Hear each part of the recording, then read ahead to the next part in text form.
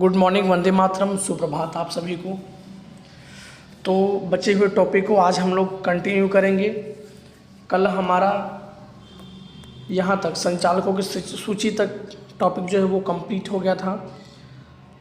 पहले हम ये देख लेते हैं कि हम कौन से टॉपिक को पढ़ रहे थे। तो जो हमारा टॉपिक था वो था पंजीकरण का प्रमाण पत्र प्राप्त करने की अवस्था, रजिस्ट्रेशन ऑफ सर्टिफिकेट, यानी जो व्यवसाय शुरू करते हैं तो उसका जो पंजीकरण का प्रमाण पत्र किस तरह प्राप्त किया जाता है उसकी अवस्था हम लोग पढ़ रहे थे, उसके स्टेजेस। तो जिसमें पहला पॉइंट आवेदन पत्र था, ये हमने पढ़ लिया था। नियमन पत्र और संचालकों की सूची, 3 पॉइंट को हमने कल के वीडियो में पढ़ लिया था। यदि आप लोगों में से किसी ने इस वीडियो को नहीं देखा हो तो प्लीज़ जाके देख लीजिए, फिर आगे के पॉइंट भी आपको और अच्छे से समझ में आ जाएगा।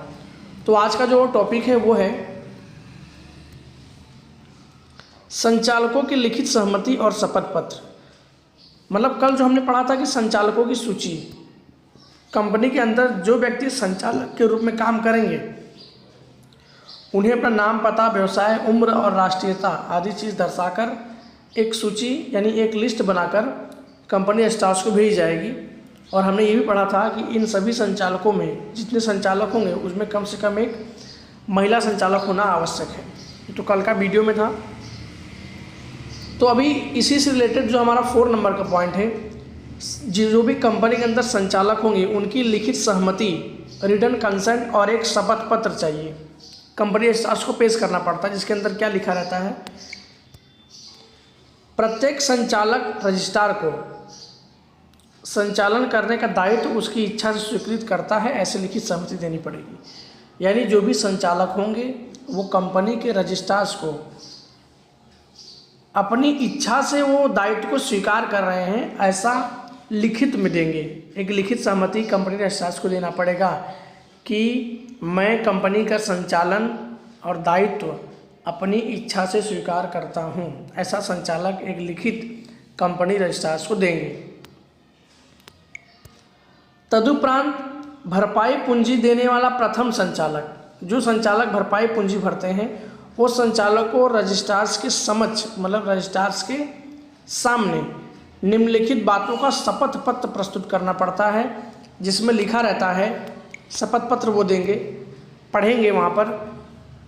शपथ पत्र कंपनी स्टाफ को देना पड़ेगा कि वह किसी भी प्रकार के गुनाह के लिए दोषित नहीं है, मतलब उन्होंने किसी प्रकार का गुनाह नहीं किया है। संचालक मंडल ऐसा शपथ पत्र देगा कि मैं किसी प्रकार के गुनाह में दोषित नहीं हूँ, किसी भी तरह के छल कपट या धोखा के लिए दोषित नहीं हूँ, ऐसा शपथ पत्र देना पड़ेगा कि मैं किसी भी तरह का छल कपट या कंपनी के साथ धोखा नहीं किया हूँ या दोषी नहीं पाया गया हूँ।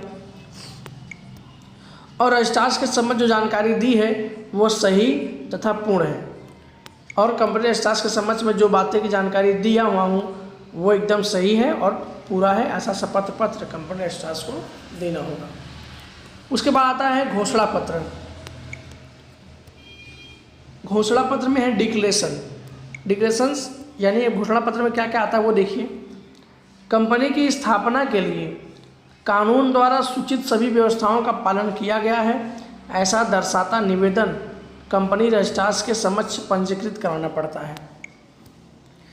यानी कंपनी की स्थापना के लिए ऐसा बताना पड़ेगा कि कानून द्वारा जो सभी व्यवस्थाएं थी उन सभी का पालन हुआ है,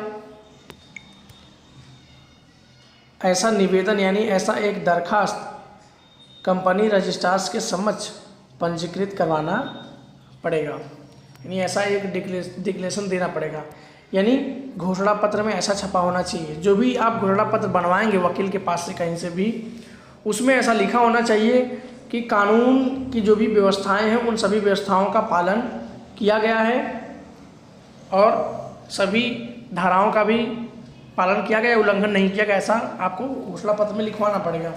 जिसमें वकील, CA, chartered accountant, cost account जो कंपनी के ही होते हैं, कॉस्ट अकाउंटेंट जो कंपनी के हिसाब किताब की देखरेख करते हैं, कंपनी सेक्रेटरी, जो इस कंपनी की स्थापना विधि से जुड़े होंगे, मतलब जो भी व्यक्ति, जो भी अधिकारी इस कंपनी की स्थापना विधि से जुड़े हों, उन्हें सिग्नेचर करना पड़ेगा घोषणा पत्र के अंदर। कंपनी के नियमन पत्र में जिन संचालक, सेक्रेटरी और मैनेजर के नाम लिखे हों, मीन्स कंपनी के नियमन पत्र के अंदर जिस संचालक, जो सेक्रेटरी, जो मैनेजर के नाम होंगे, उन्हें भी घोषणा पत्र के अंदर हस्ताक्षर करने पड़ते हैं।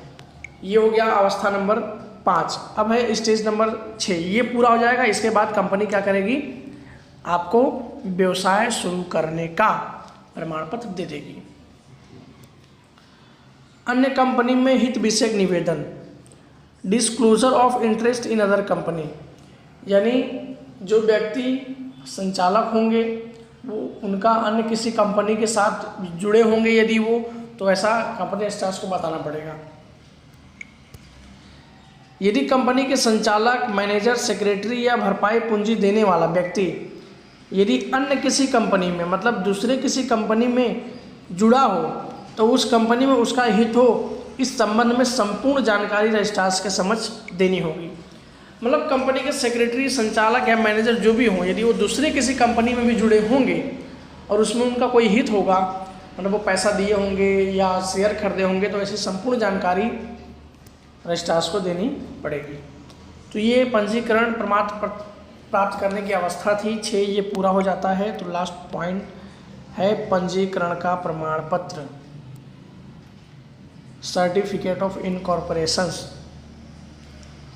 देखिए, उपर्युक्त दस्तावेज, यानी ऊपर जो बताया गया 6 पॉइंट, आवेदन पत्र, नियमन पत्र, संचालक मंडल, संचालकों की लिखित सहमति, घोषणा पत्र और अन्य कंपनी हित विषयक निवेदन। उपर्युक्त दस्तावेजों के साथ आवश्यक शुल्क भरा जाता है, यानी ऊपर जो दस्तावेज बताए गए थे वो, और उसके साथ कुछ फीस भरी जाती है। कंपनी रजिस्ट्रार्स दस्तावेजों की जांच करने के बाद उसे संतोषप्रद लगे तो उसका पंजीयन कंपनी के रजिस्टर में करता है। यानी उपर्युक्त दस्तावेजों को रजिस्ट्रार्स क्या करते हैं, जांच करते हैं, और कुछ फीस भरी जाएगी। तो इन दोनों बातों का जांच करने के बाद यदि कंपनी रजिस्ट्रार्स को संतोषप्रद लगे तो वो कंपनी के रजिस्टर्स में रजिस्ट्रेशंस कर लेंगे, जिस व्यवसाय का रजिस्ट्रेशंस करवाना है। यह विधि पूर्ण होने के बाद रजिस्ट्रार पंजीकरण का प्रमाण पत्र देता है। विधि पूरी हो जाएगी तो कंपनी के रजिस्ट्रार्स क्या दे देंगे, व्यवसाय शुरू करने का प्रमाण पत्र, यानी पंजीकरण का प्रमाण पत्र दे देंगे। और पंजीकरण का प्रमाण पत्र जिस तारीख को दिया गया हो उस तारीख से कंपनी का प्रारंभ होता है। सपोज दैट, मान लीजिए मुझे आज के दिन यदि मुझे प्रमाण पत्र दिया गया तो आज से व्यवसाय शुरू माना जाएगा, यानी आज की तारीख से कंपनी की जन्म हो गया ऐसा मान लिया जाएगा। पंजीकरण का प्रमाण पत्र जिस तारीख को दिया गया हो उस तारीख से कंपनी का प्रारंभ माना जाएगा या प्रारंभ हो जाएगा। कंपनी रजिस्ट्रार्स कंपनी का पंजीकरण का प्रमाण पत्र देने के साथ कंपनी पहचान नंबर यानी कॉर्पोरेट आइडेंटिटी नंबर प्रदान करता है। अभी मैं आपको फोटो में बताऊंगा भी कि पंजीकरण का प्रमाण पत्र कैसा होता है। कंपनी रजिस्ट्रार्स कंपनी के पंजीकरण का प्रमाण पत्र देने के साथ साथ कंपनी का पहचान नंबर देंगे, मतलब आइडेंटिटी नंबर। जैसे आप लोग का रोल नंबर होता है, रोल नंबर से पहचान होती है, वैसे इनके आइडेंटिफिकेशन नंबर भी होगी। कंपनी की पहचान बनती है, मतलब जो कंपनी आइडेंटिटी नंबर देगी वो कंपनी की पहचान बनेगी और उसका समावेश प्रमाण पत्र में किया जाएगा। जो भी सर्टिफिकेट दिया जाएगा उसके अंदर लिखा रहेगा। कंपनी द्वारा प्रस्तुत किए गए मूल दस्तावेज, माहिती पत्रक कंपनी का विसर्जन न हो तब तक रजिस्ट्रार्ड ऑफिस में उन्हें संभाल कर रखती है। कंपनी द्वारा जो भी दस्तावेज दिए गए हैं, जो भी माहिती पत्रक दी गई है, जब तक कंपनी का विसर्जन न हो, मतलब जब तक कंपनी बंद न हो, तब तक ये सभी प्रकार के दस्तावेज रजिस्ट्रार्ड ऑफिस उन्हें संभाल कर रखती है। दस्तावेजों को संभाल कर रखना पड़ता है। तो आइए मैं आप लोग को दिखा देता हूँ फोटो कि कंपनी का जो पंजीकरण प्रमाण पत्र है वो किस प्रकार का होता है।